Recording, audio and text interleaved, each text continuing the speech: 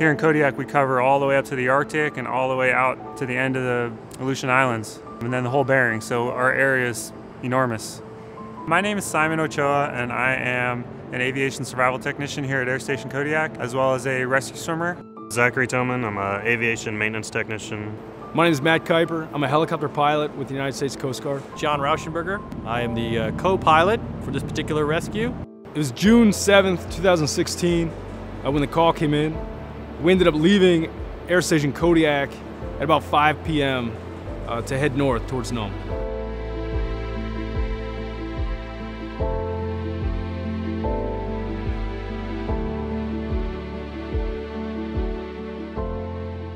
Hypothermia is always a concern for us. We didn't know exactly how long these people were out there, and we didn't know exactly what condition they were in. Flew 120 miles north.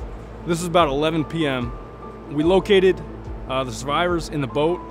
We got into position to hoist the first 3 survivors out of their vessel. Well, a lot of times we hoist from like 35 to 40 feet. We decided to do 80 just because of the unstableness of the boat. The rotor wash is pretty intense on H60. I lowered the swimmer Simon down. Put me down to the ice right next to the boat. Their boat was fully encased in ice. Where he stayed on the cable the whole time, so if he did slip and fall through the ice, I was able to pull him back up.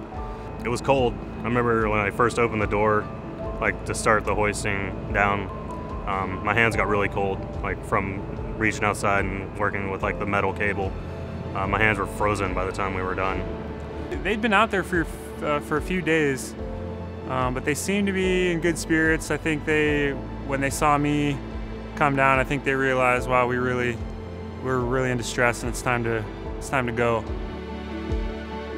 Picked up each survivor one by one, and we pulled them up into the cabin. They're all pretty nervous, but definitely excited to get out of there. We departed from there and proceeded to the last known location of the vessel and the other 3 persons. They had abandoned their boat, stuck on the beach, and they were now kind of on a jetty. We came in and we landed on the beach and picked those 3 up. So at this point we had 10 people in the aircraft. We said, where do you want to go? And they said, well, we want to go home, back to Shishmaref. When we came into Shishmaref, the whole village was actually out there. And it was like, it was honestly something like out of a movie where the whole town shows up at the airport on ATVs and kids running up. And it was pretty neat to see their faces and their excitement. That's probably one of the only times that I've seen like an entire community come out and thank us for doing what we did.